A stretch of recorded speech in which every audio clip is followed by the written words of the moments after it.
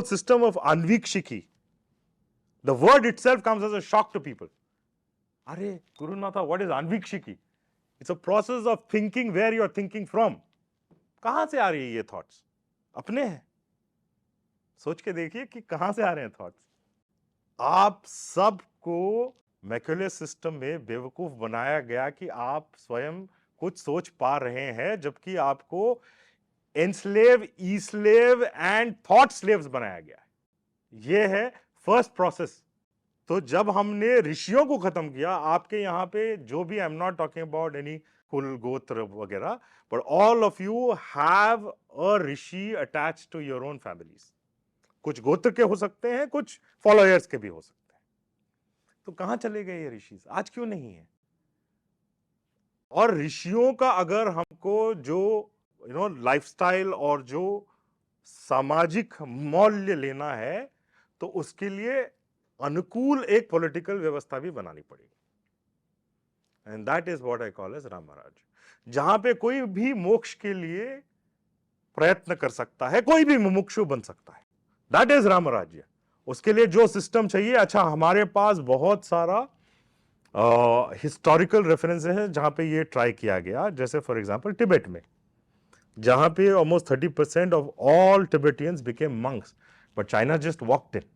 So that is the difference between Ram Rajya, जहां पे क्षत्रिय इस राज्य की रक्षा कर रहा है, और जो मुमुक्षु है वो जंगलों में जाकर के जो भी तपस्या करना है, और पूरी सोसाइटी उसको हेल्प करे. आप अगर रामायण को भी देखें ना, एक सवाल अपने आप से पूछिए कि 14 साल एक विष्णु के अवतार को वनवास जाना पड़ा. क्यों ऐसा कोई तकलीफ ले लेगा? एक राजकुमार जो कल सुबह जिसको राजा बनना था, रात को जंगल चला जाता. क्यों करता है? अगर आप रामायण पढ़ेंगे तो आपको समझ में आएगा, ऋषि कुल को रक्षा के लिए वहां जाता है, और जंगलों के रक्षा के लिए जाता है. जो मूल निवासी हैं, जो मूल वनवासी हैं, वो ऋषि हैं, ट्राइबल नहीं है. ये एक आमूलचूल परिवर्तन, एक fundamental transformation in the thinking हमको लाना है कि जो जंगलों में रहते हैं वो ट्राइब्स नहीं है, जो जंगलों में रहते हैं वो ऋषि हैं. और ऋषि कहां है? और वही चीज जब हम क्रिया कुंडलिनी योग के साथ जोड़ के देखेंगे, तो मूलाधार चक्र में जिसकी कुंडलिनी सुप्तावस्था में है, जहां पे वो सो गई है इन the Muladhara chakra, he lives an objective oriented life, जर जोरू जमीन जिसको कहते हैं. Think of Ravana. अब क्या क्या हमने लिया? हमने लिया अभी Kriya Kundalini, Trika and Ramayana. And think of Ravan की सोने की लंका. सोने की थी वो, लेकिन मूलाधार चक्र में, जिसको हम एक्टिवेट करेंगे 15 तारीख जनवरी 2024. अवेकन करेंगे भारत माता की कुंडलिनी वहीं पे सुप्त अवस्था में. भाई राम जी ने क्या गलती की बोलिया? राम जी ने सीता माता को जो शक्ति है भारत की, उसको भूगत होने दिया. तो उसके बाद जो रिप्रेजेंटेशन है डिवाइन फेमिनाइन का, जिसको हम शक्ति ही मानते हैं, आप देखिए पूरे पृथ्वी पे, पूरे ब्रह्मांड में आपको कहीं पे भी होली लैंड पे शक्ति पीठ नहीं मिलेंगे. पूरे विश्व में कहीं बहुत सारे जगहों पे होली लैंड की जिक्र होती है, जैसे जेरूसलम भी होली लैंड, मक्का भी होली लैंड, भारत भी पुण्य भूमि है ना? तो अगर आप देखेंगे भारत की जो पुण्य भूमि है, उसमें एक मूलभूत फंडामेंटल डिफरेंस है. डिफरेंस हमको इस वाले सतयुग में मिलेगा, इस मनवंतर में, जब सती अपने पिता दक्ष के आहुति हो जाती हैं यज्ञ में, और विष्णु जी आकर के उनका शरीर को पीस पीस कर देते हैं. तो साक्षात शक्ति गिरी है इस भूमि पे. शक्ति, यूनिवर्सल शक्ति आके गिरी है इस भूमि पे. यह है भारत. और वहां पे हमने बनाए पीठ, शक्ति पीठ, क्योंकि पूरे शक्ति का कोई उसका ना उपासना कर सकता है, ना उसके सामने बैठ सकता है. It is impossible for a person in the human form. तो वहां हमने देखा कि ये लैंड की पवित्रता डायरेक्ट शक्ति ही एनर्जाइज कर रही है, और उसी शक्ति से उद्भव हो रही है हमारे लिए। हमारे ट्रेडिशन में शिवश्च हृदयम विष्णु विष्णुश्च हृदयम शिवः यथा शिवमयोर विष्णु एवं विष्णुमय शिवः। विष्णु और शिव में कोई फर्क नहीं है, but we call the para tattva as a Shiva because Shiva is more dynamic, क्योंकि वह स्वतंत्र है। विष्णु थोड़ा बंधा हुआ है क्योंकि उसको अवतार लेना पड़ता है। यदा यदा ही धर्म से उसने बोल दिया, उसने वचन दे दिया कि भाई जब भी अधर्म होगा मैं आ जाऊंगा। फंस गया बेचारा। शिव कहता अरे विष्णु को भेज दो, है कि नहीं? तो हम ये मानते हैं कि विष्णु का हर अवतार भैरव है। They're all Bhairav. And let's if I can go deep into it, एक छोटा सा एग्जांपल आपको दूंगा कि भैरव अष्टमी मनाई जाती है ना, हर महीने की जो कालाष्टमी है। कृष्ण भी उसी दिन पैदा हुआ, उससे ज्यादा आपको क्या चाहिए? कालाष्टमी के दिन पैदा होता है वो, 12 बजे रात को पैदा होता है, और नंगा ही पैदा होता है जैसे भैरव। अच्छा, सारे ही नंगे पैदा होते हैं। I'm just kidding, okay? So there are many instances of that. Ram भी और बाकी Parshuram, a lot of avatars are all भैरवास। तो अगर रामायण और भारत माता की कुंडलिनी को कंपेयर करें तो आप देखिए रावण भी शिव है, सब शिव है यार। कुछ लोग जानते हैं, कुछ लोग नहीं जानते। तो वहां पे पूरा ही सेपरेशन, ऑब्जेक्टिव व्यू में, मूलाधार में राम अपने आप को on the side of the good और रावण अपने आप को on the side of the representing bad, बिल्कुल अलग हो जाता है। और वहां पे बैड या जो अधार्मिक फोर्स है उसको खत्म करना पड़ता है।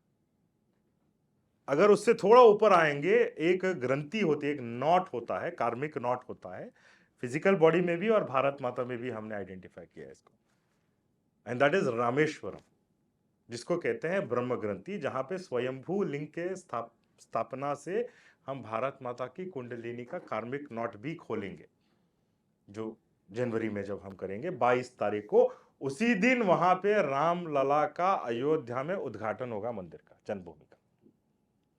तो वहां मंदिर हमने बना लिया, अब राम राज्य बनाएंगे ना, तो भारत पे राम लला उद्भवित हो रहे हैं उसी दिन रामेश्वरम में, जहां पे वो ग्रंथि आपको यह बता रहा है कि राम अपने आप को शिव से अलग जान रहे हैं और उसका स्थापना कर रहे हैं।